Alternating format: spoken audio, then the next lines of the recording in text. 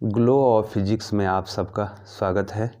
प्यारे बच्चों, आज का जो हमारा टॉपिक है वो है आइंस्टीन द्वारा प्रकाश वैद्युत प्रभाव के नियमों की व्याख्या। तो बच्चों, जो पहली वीडियो मैंने इससे पहले बनाई थी और ये वीडियो जो मैं बना रहा हूँ बच्चों, तो बच्चों ये एक साथ जो है आपको परीक्षा में पूछा जाता है। बच्चों, आपको पूछा जाता है कि आइंस्टीन का प्रकाश वैद्युत समीकरण क्या है और उसके आधार पर जो है आपने क्या करना है, प्रकाश वैद्युत प्रभाव के नियमों की व्याख्या करनी है। Einstein's explanation for laws of photo electric effect. ठीक है बच्चों, ये दोनों आपको एक साथ पूछा जाता है बच्चों। तो बच्चों, मैंने आपको जो है छोटी छोटी जो है वीडियो में जो है मैं इसको बताने का प्रयास कर रहा हूँ बच्चों।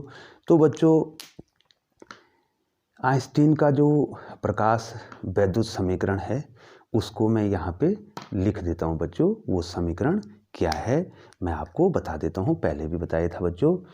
ये समीकरण है बच्चों आपका जो ई के है, ई के जो गतिज ऊर्जा है वो कितनी आई थी बच्चों, H nu minus H mu zero. और इस गतिज ऊर्जा को यहाँ पर हमने कितना लिख दिया था बच्चों, half M V square maximum is equal to H nu minus nu zero, जहाँ पर न्यू जीरो जो है क्या है बच्चों, देहली आवृत्ति है।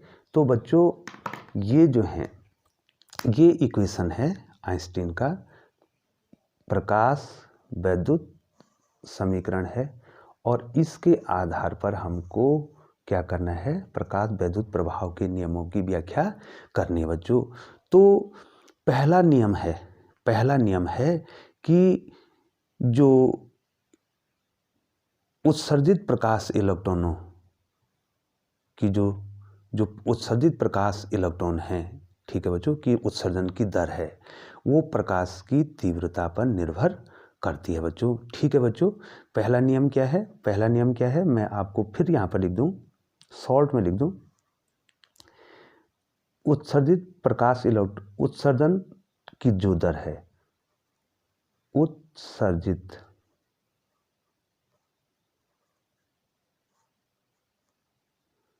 प्रकाश इलेक्ट्रॉनों के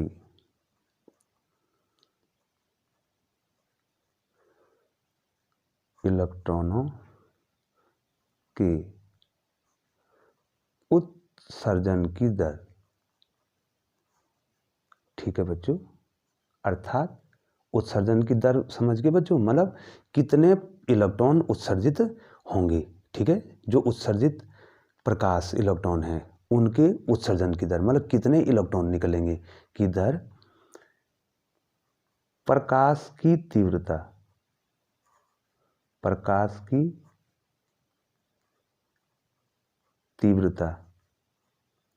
पर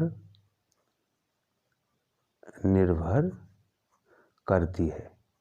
ठीक है बच्चों, दो नियम मैं एक साथ लूंगा बच्चों, ठीक है, और उसकी व्याख्या करूंगा इसके द्वारा। एक तो ये नियम बताया, दूसरा कहा बच्चों उन्होंने कि प्रकाश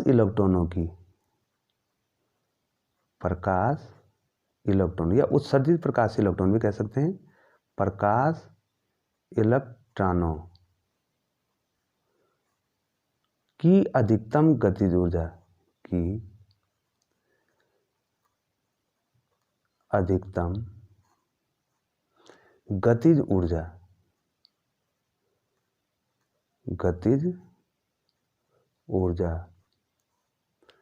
प्रकाश की तीव्रता पर निर्भर नहीं करती है। प्रकाश की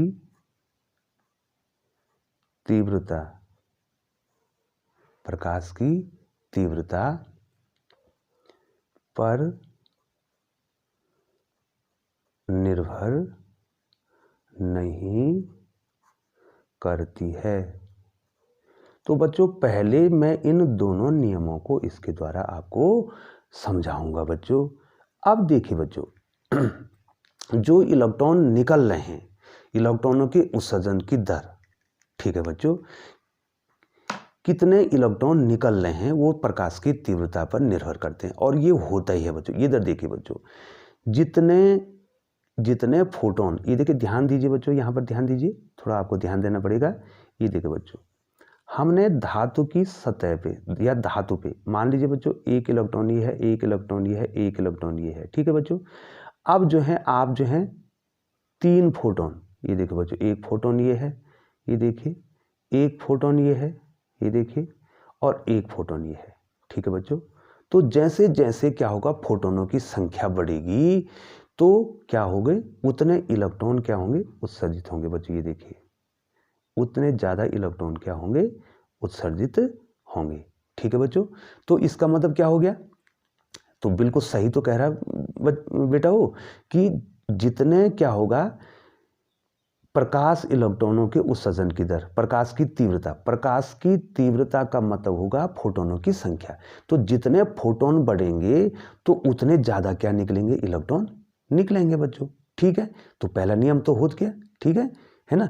तो यहाँ यहाँ पर आइंस्टीन के समीकरण में कहीं पर भी जो है तीव्रता नहीं आई है बच्चों, ठीक है। तो ये तो होता ही है, जितने जो है क्या होगा, तीव्रता बढ़ेगी, अर्थात तीव्रता बढ़ने का मतलब है फोटोनों की संख्या बढ़ेगी तो इलेक्ट्रॉनों के उत्सर्जन की दर भी बढ़ेगी, अर्थात 1 सेकंड में क्या होंगे, ज़्यादा से ज़्यादा इलेक्ट्रॉन क्या होंगे, निकलेंगे। दूसरा जो है, प्रकाश इलेक्ट्रॉनों की अधिकतम गतिज ऊर्जा प्रकाश की तीव्रता पर निर्भर नहीं करती बच्चों। देखो बच्चों, क्योंकि आवृत्ति यहाँ पर निश्चित है, ठीक है। आपने आवृत्ति तो निश्चित है, आप तीव्रता बढ़ा रहे हैं, तीव्रता बढ़ाने से फोटोनों की संख्या बढ़ रही है, लेकिन बच्चों उनकी ऊर्जा E=hν नहीं बढ़ रही है, वो ऊर्जा उनकी सेम है, ठीक है बच्चों। तो जब ऊर्जा उनकी सेम है तो क्या होगा बच्चों, उनकी गतिज ऊर्जा, यहाँ देखो बच्चों, इस समीकरण में देखो, कहीं पर भी इस समीकरण में क्या नहीं आया है, तीव्रता नहीं आई है। तो इसका मतलब जो है, गतिज ऊर्जा जो है किस पर निर्भर नहीं करेगी, प्रकाश की तीव्रता पर निर्भर नहीं करेगी। प्रकाश इलेक्ट्रॉनों की जो अधिकतम गतिज ऊर्जा है वो प्रकाश की तीव्रता पर निर्भर नहीं करेगी, क्योंकि जो है प्रकाश की तीव्रता बढ़ाने से जो है उनकी ऊर्जा जो है नहीं बढ़ रही है, ऊर्जा E=hν ही रह रही है, बशर्ते कि जो है क्या हो रहा है, इलेक्ट्रॉनों की उत्सर्जन की दर बढ़ रही है। इलेक्ट्रॉन तो बढ़ रहे हैं लेकिन उनकी ऊर्जा नहीं बढ़ रही है। तो जब ऊर्जा नहीं बढ़ेगी बच्चों तो गतिज ऊर्जा भी नहीं बढ़ेगी बच्चों, क्योंकि जो है बच्चों, उन्होंने क्या करना है, कुछ ऊर्जा को कार्यफलन के रूप में खर्च करना है, और जो ऊर्जा उनके पास बच जाएगी उससे उनको क्या मिलने, गतिज ऊर्जा मिल जानी है। चूंकि ऊर्जा ही नहीं बढ़ रही है तो गतिज ऊर्जा कैसी बढ़ेगी बच्चों, ठीक है बच्चों।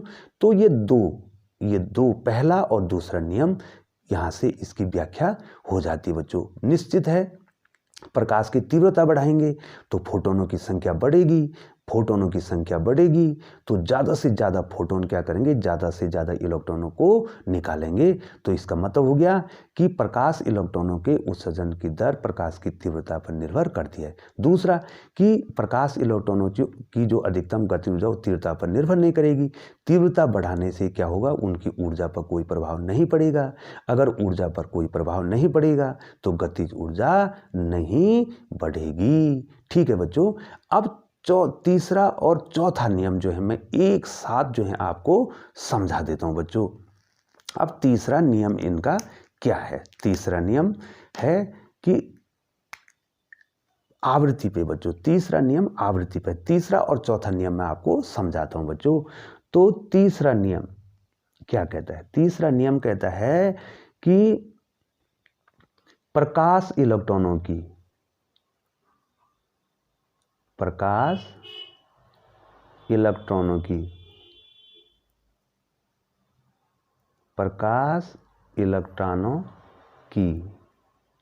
अधिकतम गतिज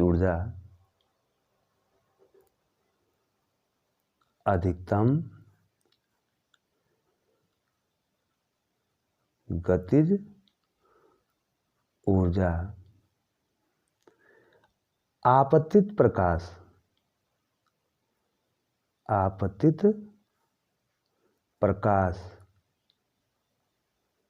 की आवृत्ति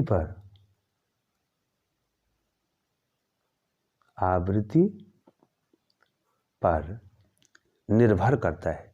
मैं एक एक नियम समझा रहा हूं बच्चों। देखिए, आवृत्ति पर निर्भर करता है। ठीक है बच्चों, ये देखिए बच्चों, अब ये कह रहा है कि जो प्रकाश इलेक्ट्रॉन निकल रहे हैं बच्चों, उनकी गतिज ऊर्जा आवृत्ति पर निर्भर करेगी बच्चों। ठीक है बच्चों, और समझाना किससे है? आइंस्टीन के प्रकाश वैद्युत समीकरण से। तो समीकरण क्या है बच्चों?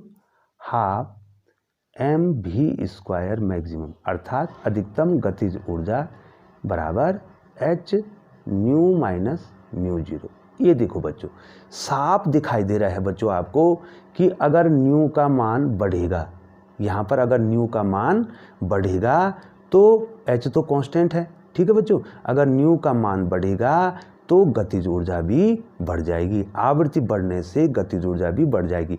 और वैसे भी जो है बच्चों, हमारे पास जो है फॉर्मूला है फोटोन की ऊर्जा का, E=h न्यू। ठीक है बच्चों, यहाँ तो h कांस्टेंट है, h तो कांस्टेंट है, तो E किसके प्रोपोर्शनल होगा? न्यू के प्रोपोर्शनल होगा।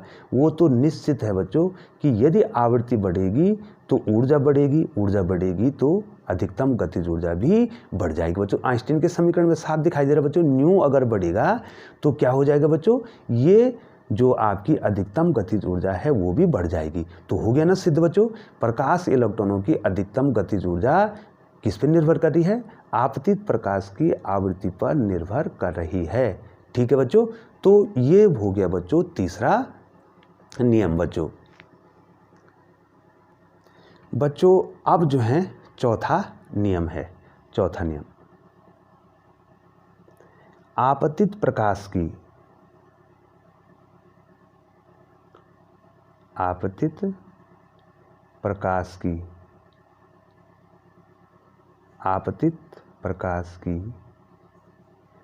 एक न्यूनतम आवृत्ति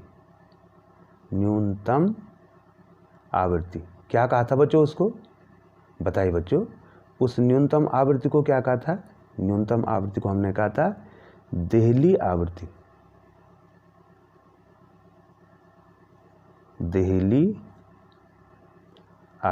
कहा था नहीं बच्चों? बहुत इंपॉर्टेंट है, पूछा जाता है। ये देखो बच्चों, क्या कह रहा है? आपतित प्रकाश की एक न्यूनतम आवृत्ति से कम आवृत्ति पर प्रकाश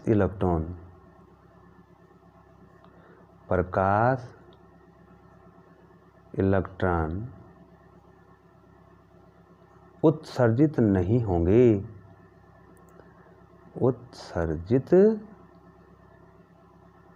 उत्सर्जित नहीं होंगे। ठीक है बच्चों, ये कहा था उन्होंने कि एक न्यूनतम आवृत्ति है प्रकाश की। ठीक है, अगर उससे कम हो गया तो इलेक्ट्रॉन उत्सर्जित नहीं होंगे बच्चों। तो बच्चों, ये आइंस्टीन के समीकरण से साफ स्पष्ट हो जाता है बच्चों। देखिए बच्चों, मैं आपको बताता हूँ बच्चों, आइंस्टीन का प्रकाश वैद्युत समीकरण क्या है बच्चों?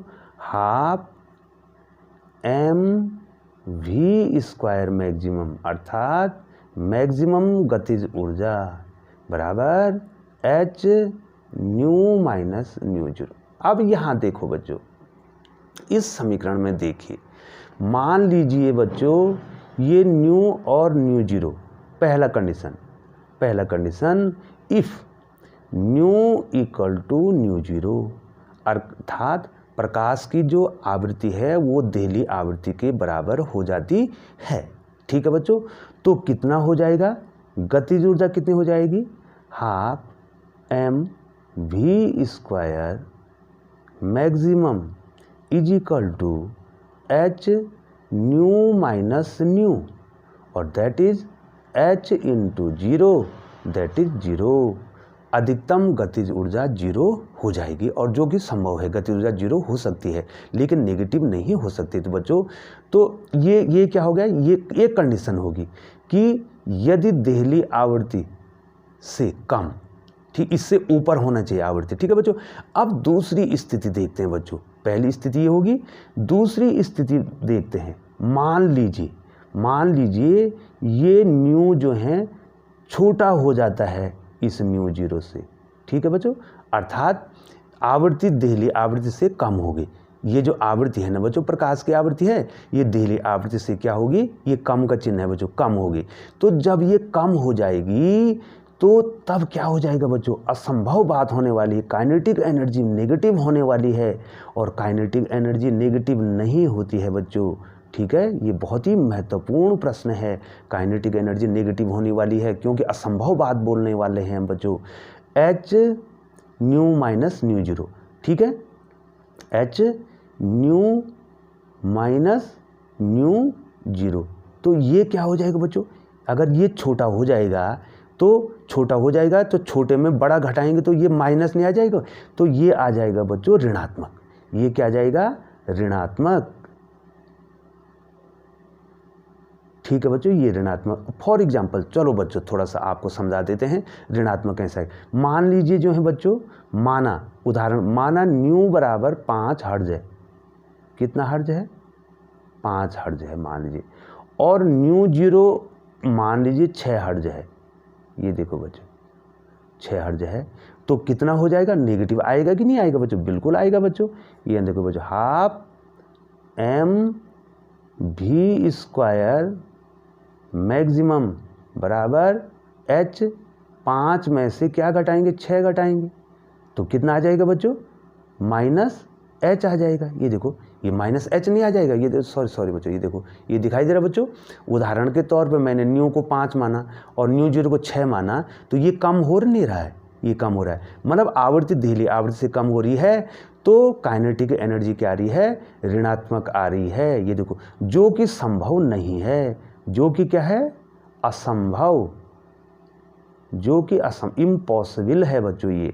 तो जब ये इम्पॉसिबल है तो इसका मतलब देहली आवृत्ति से कम आवृत्ति पर प्रकाश इलेक्ट्रॉन उत्सर्जित नहीं होंगे। ठीक है बच्चों, प्रकाश इलेक्ट्रॉन उत्सर्जित नहीं होंगे बच्चों।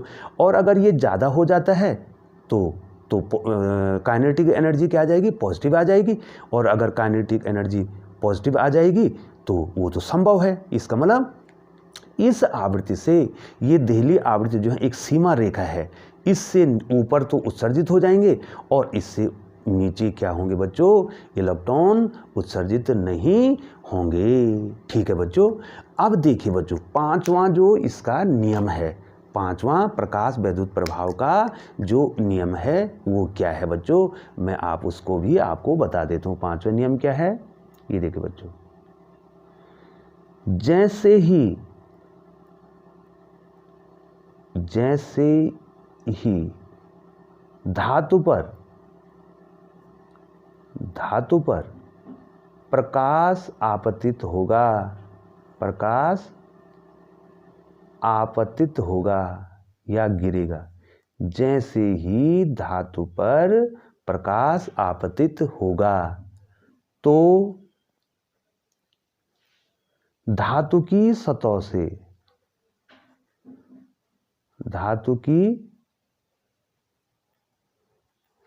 से तुरंत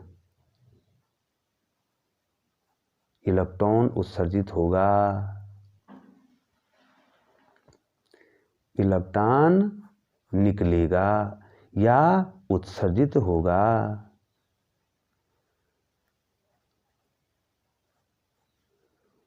ठीक है बच्चों, अर्थात बोलने का मतलब इनका ये है कि जब किसी धातु की सतह पर, किसी धातु पे कोई फोटोन, मान लीजिए ये इलेक्ट्रॉन है और ये फोटोन जो है क्या कर रहा है, अपनी टोटल ऊर्जा h न्यू इसको दे रहा है, तो ऐसे नहीं कि ये टाइम लगाएगा, कोई समय पश्चात नहीं होगी। मतलब धातु पर प्रकाश का गिरना और धातु से इलेक्ट्रॉन का निकलना निकलने में कोई समय पश्चाताप नहीं होगी, कोई समय नहीं लगेगा।